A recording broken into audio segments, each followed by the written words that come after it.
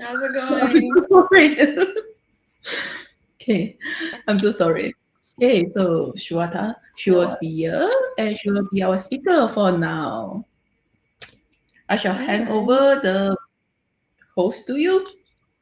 And if any Okay. questions, do let me know. You can. Great. Should I present my screen? Or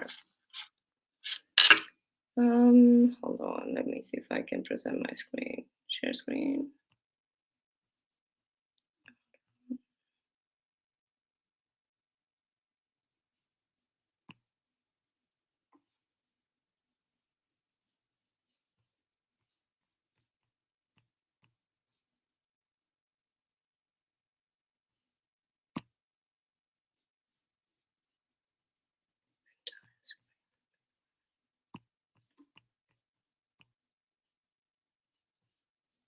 Okay. Hello, everybody. Can you see my screen? I'm not sure. Yes, I can see your screen. Okay. Yeah. Are you able to see the pink thing up there? The pink PowerPoint slideshow PDF. Okay. That'd be good. Can we all see this? You could see this, right, Eva?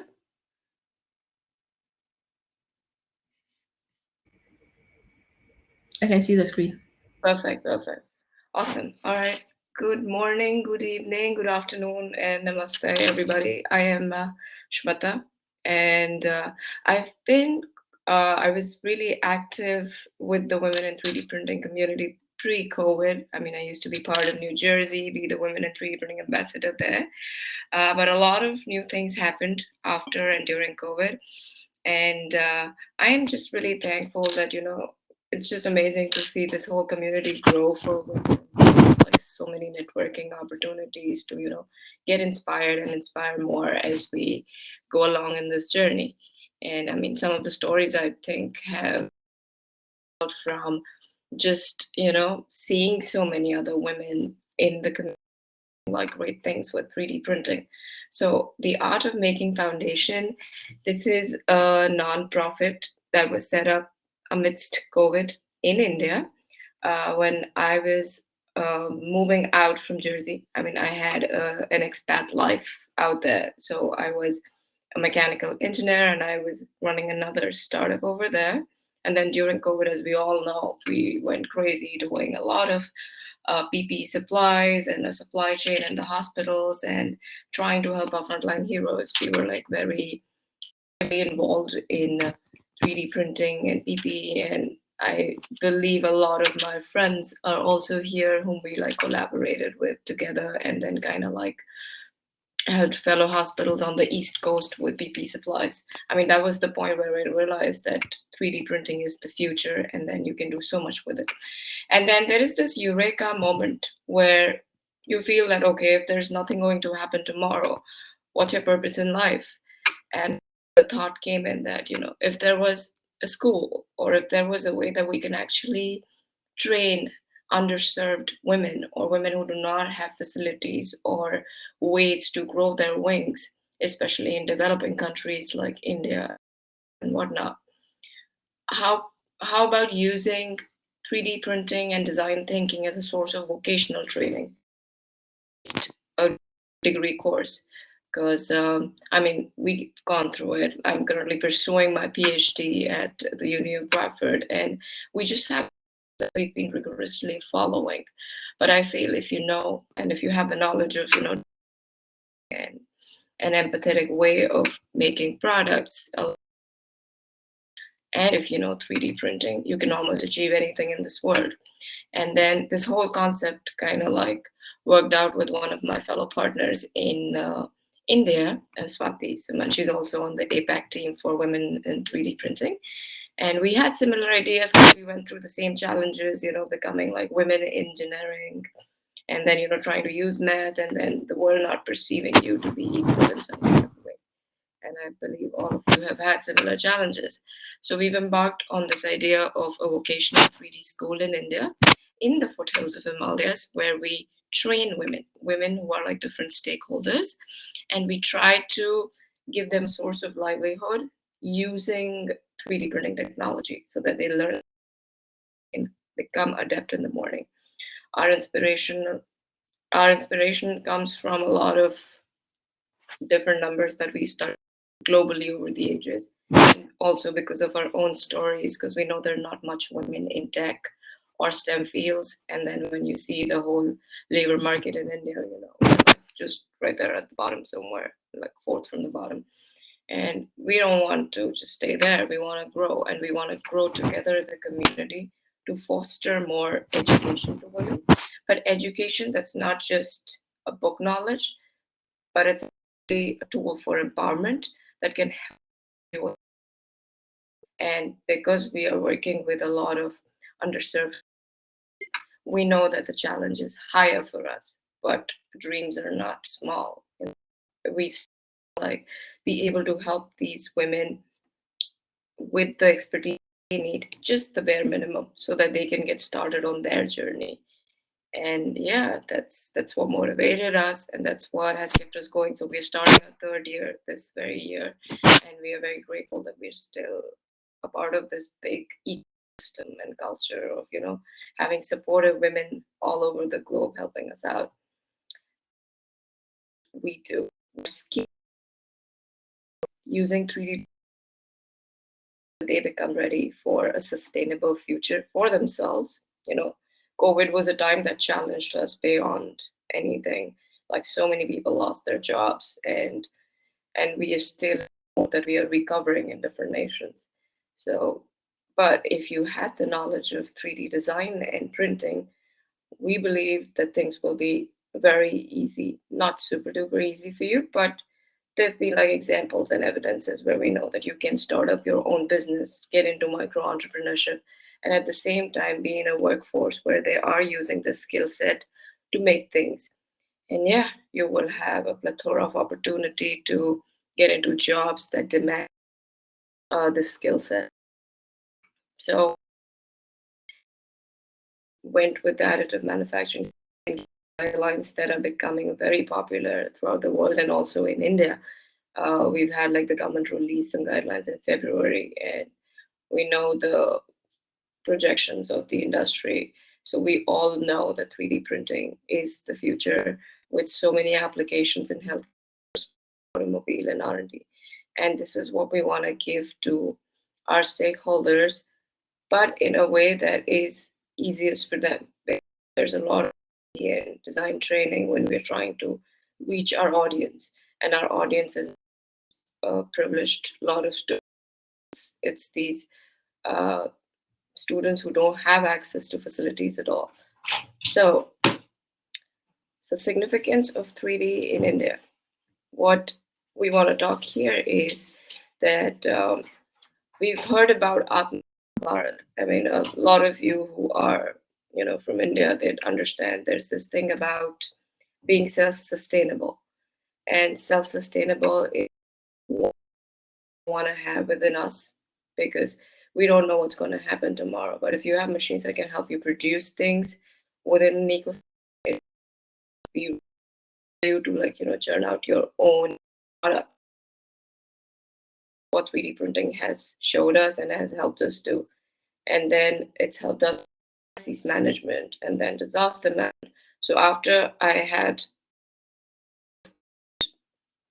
outbreak back in Germany, in New York, where we were doing the PP campaign, I moved to India in October. And then we had very bad another outbreak with the deficit of oxygen concentrators. That's where we realized that we have a can cater to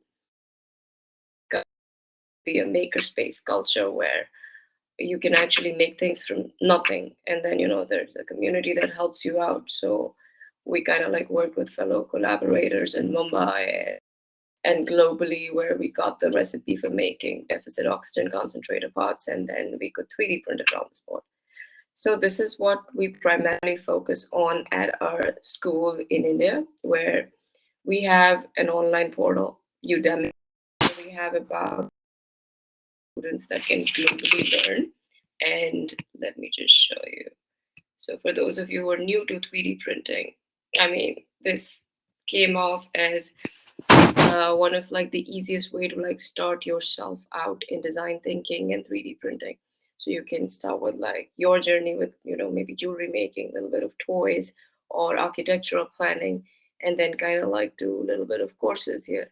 And I am thrilled that we can like, we reached about people from 19 countries having just these affordable and very basic courses, and it's growing from here. It's remarkable to see the response that people are happy about, just learning the basics of just designing and then tinkering and then slicing and then making, and all these products that you make at the end of the day are eco-friendly and biodegradable. So that's one of our main goals. We want this education to reach globally as much as possible. We definitely want to get into more environmentally sustainable products, be it in customized toys, more personalizations. And then jewelry market is sort of big in India. And like we love experimenting new designs. And these designs have all come from all the interns and students who worked with us. Like they are the first, they're new in the market because nobody's ever made them before. It's designed and 3D printed. So that's the beauty of having a vocational school, because you end up making things that you want to make. And all you need to learn is how to design, how to slice, how to learn empathetic product making skills, and designing ability, which is as per the situation. So we also do a lot of online and on-site certification courses. We work with fellow NGOs, and since we are a global organization now, and we do want to like partner up with women and folks who still need our help all over the globe. And it's in this form, like, and our vocational training courses are catered in a way that they're adaptive to the community we are working with. So yeah, there's like so much of learning when we are teaching different sets of people. And yeah, these are a whole group of bunch of students we worked with. So we work with women in different areas. So starting from rural artisans who have had no exposure whatsoever to technology, we teach them digital literacy and then the design thinking element of products that they've already made in the past with their hand. So we kind of like help them refine it and then find a way that they can revive their culture. Like, I think in the modern world, it's very important to be able to move with values still that we had at one point of time. And I believe these tribals or rural artisans, they have so much innovation in them. The only problem being that there's no way to get it out there and to mass produce and things. And then getting this tech to them is definitely a challenge. But we try our best to work with these communities and show them the way that 3D printing can help them make these accessible molds and designs and whatnot. Then we have these girl students who are under 18, and then they learn STEM with us at our labs. And it's fun, when we first introduced it to them, they started having fun tinkering things, learning concepts of math, using their visual design skills. And it's just beautiful. One time they made these diyas, these are these Diwali lamps that you light up. So all of them had their own designs. And then we could just make like eco-friendly versions of it and then share the innovation over. And then last but not the least, we have these middle-aged women group whom we teach micro entrepreneurship skills, so that they get self-employed in the future, and at the same time they have a good opportunity for the job market. So we train them on basic skills like how can you use it to benefit your community, be it making little tinkering objects, be it jewelry or little toys that are great for the whole eco-friendly aspect of it, and that has like personalization, planters, I mean, anything that interests you for that matter.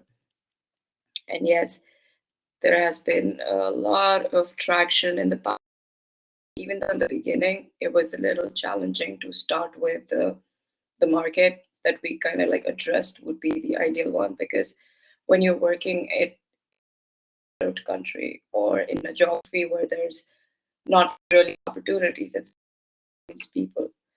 There's changing the mindset of people, especially women, because they are not normally sent to school. And it's like you have to like bring them out of that comfort zone. You have to like convince their family and tell them how important this skill set will be for them, and then kind of find a way out. Then yeah, and then the second challenge was there's no internet accessibility in some areas, and that was the second part that even we had a challenge getting, but we started working with our partner communities, and one of them, the nudge, us grow this initiative in like different areas, get internet as well, so that we could have digital accessibility, get them laptops to work on. So these are a couple of projects that we've run in the past in like different areas in India. Odisha, for example, had some schoolgirls, and areas like super tribal, there was no access to internet or anything, and then we started from scratch. With the help of ATLs, they have these adult tinkering labs, which give them the expertise to buy a 3D printer, but still there's no education. Like, you have a machine, but what are you going to use it for, and how do students learn on it? How's it really helping them? So it's like, you're trying to form the entire structure and showing them the benefits there, and then eventually when you see them, then kind of like use it for their skilling opportunities, for their craftsman skills, for enhancing different areas of job opportunities that become available for them. So it was beautiful. We also did our conference in 2021, where we had artisans and showing that nothing is impossible, and then we can do so much. Yeah. So yeah, those are kind of like our impact numbers in the jobs and the steam. So we are fairly new. So we started the end of 2020, and then 23 March is when we get like fully 3 years old, and we can participate more and we can go global this year. So yeah, I would always wish we still have this global community of pioneering women and supportive men who can help us grow, and then we can take this education far and wide. Because why should it? I never want 3D printing to be treated as a toy only for the rich or something. But if that can actually create an impact and give them a source of livelihood, that's where I feel we are making a difference. And I mean, to me, it's a huge impact. So yeah, and yeah, products that friends or students have made in the past. You can see there's like a whole bunch of different kind of jewelry. This one at the bottom, it's also called the mandala. It kind of like depicts a Tibetan way of life and letting go.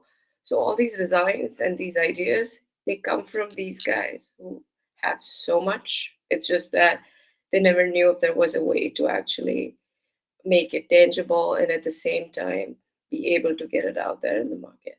And then yeah, we are into corporate gifting as well, and we're trying to like channel out and collaborate with folks so that more and more women can get recognition of their products, so they can be more confident that okay, 3D printing actually made it so cool and possible and things like that. So there's a whole bunch of opportunities when you just land into this whole field of vocational training. I want to advocate that using design thinking and 3D printing, you can achieve your dreams, and at the same time you become job ready. Yes, so one of our stories, this is Kushbu. She's 9 years old. She's one of our underserved kids in the foothills of Himalayas, but she's been like so actively engaged in using these machines. What age you like, see people. It could be a 9 year old and they could find 3D printing so easy as the other things. And it somebody who's, in their late 30s, and they're still finding in 3D printing so intriguing. So Kushbu actually works with us now. She's making all these crafts, and she had a little learning curve when it came to like just learning the digital. But now she's like tinkering everything. It's just like wonderful to see her grow. We've had Leela Vati, who's older, and then who knew make things with the hands. But then digitally, she was challenged. And then at the same time, family wasn't too supportive because COVID had taken the jobs out from her, and they were like still wanting to support and feed themselves. So we got her in our training institute and then trained her on some basic manufacturing skills and how to use the 3D printer, especially hardware. And then, she can individually operate it now, give out a print machines. It's easy for them. It's just that I think you need a good training mentor in the beginning, and then nothing is impossible. Yeah, this was one of our oxygen concentrators project that we worked with, and then this is back in New Jersey when the COVID happened, and then we started giving out the PP supplies. This is like the highlight.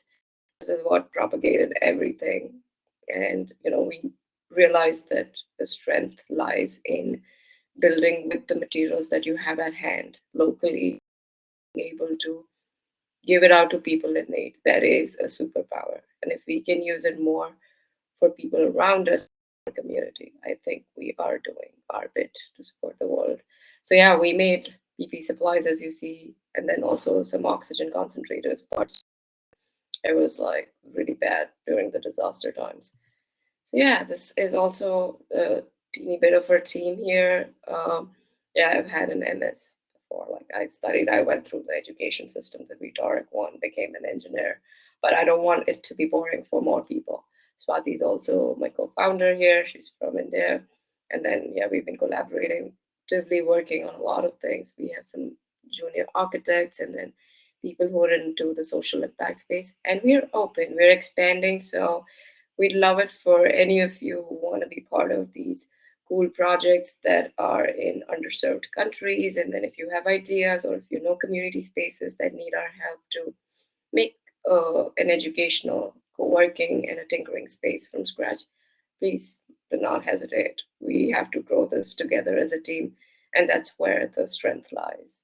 Yeah. Yeah. All right. I think that was it from my side, presentation wise. If anybody is around and they So can come much, in. Shweta. Thank you a lot for your presentations. All right. Actually, we have a Q&A questions. So there was one question Mm-hmm. over here. They are asking, what's the difficulty you face while training? Okay.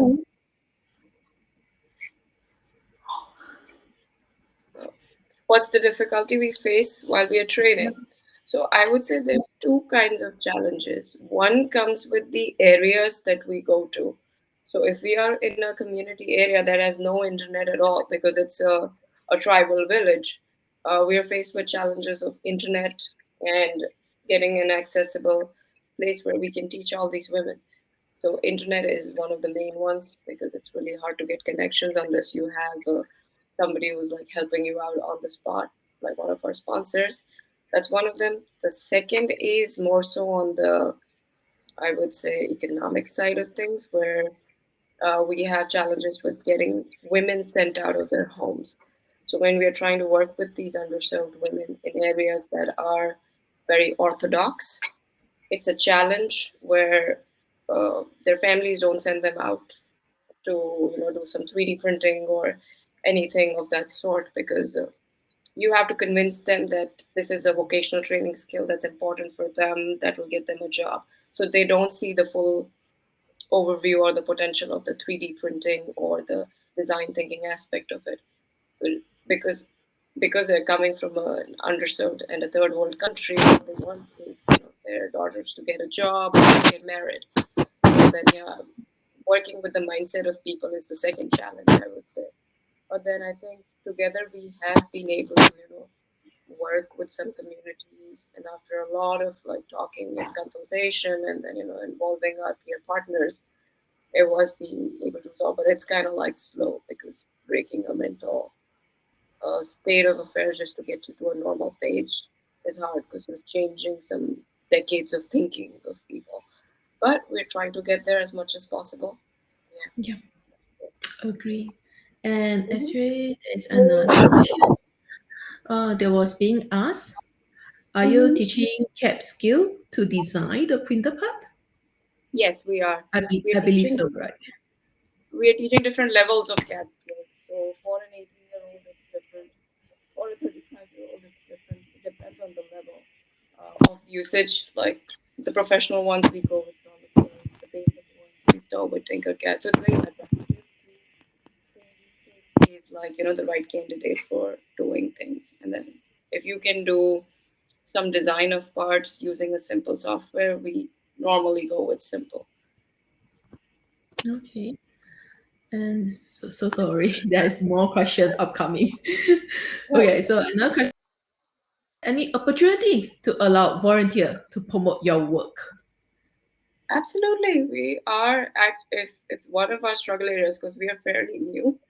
If you go on our website, the artofmakingfoundation.org, we have a volunteer form where we can you can volunteer to teach with us, or if you are locally based, or if you're in one of the parts in India, you can like become a chapter ambassador with us. So we have any school training projects, you could sign up as a teacher or anything like if it's disaster relief, we don't even have to ask. We just want volunteers, because that's how we all work together. Yes, of And then course. globally also we are open. If we have like a school space and you guys want to like conduct some trainings in some areas, as long as the two problems are figured out, internet and the mindset, I think we can proceed forward after that. Yes.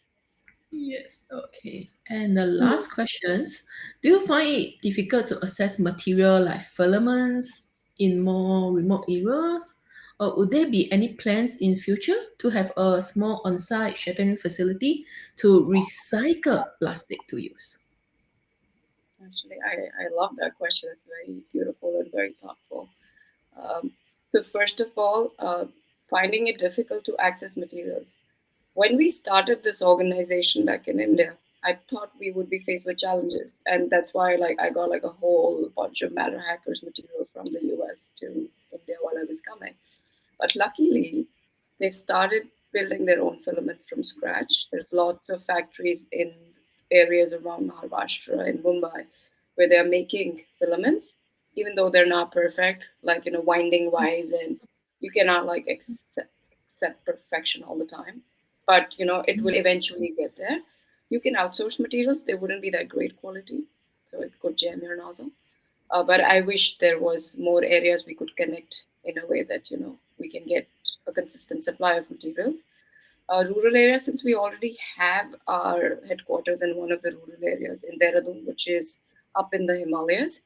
Um, as long as we have the supply chain figured out and we can get things delivered, it's Mm, good. Like we can collect it there.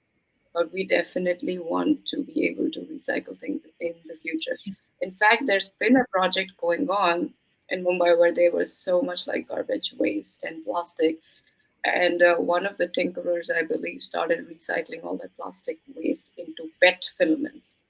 So we don't have a facility for it yet at the moment, but we definitely want to do it in the future, given if we can get the access to. Because the thing is, you can make a filament from scratch, but making the perfect filament needs a lot of variables that need to be taken into account because you Yeah, want to professionally use them. I know a lot of fellow folks here can understand what we're trying to get at. Yeah.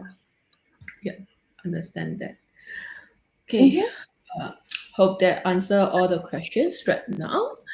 And if anyone's still having any questions, do stay tuned to our networking sessions. And we'll have 40 minutes of the networking sessions from now. Then we will go to the next speaker. And thank you so much for Shwatita to attend the events and have a present speech that inspire us to get into some really meaningful things that you have done in India. I appreciate Really that. Thanks so appreciate. much for having me here, Ava, and Nora, everybody, and the women in 3D printing group. You guys are amazing, and it's always wonderful to be a part of it and contribute in any way I can. Thanks so much. You guys have a wonderful eve and the day ahead.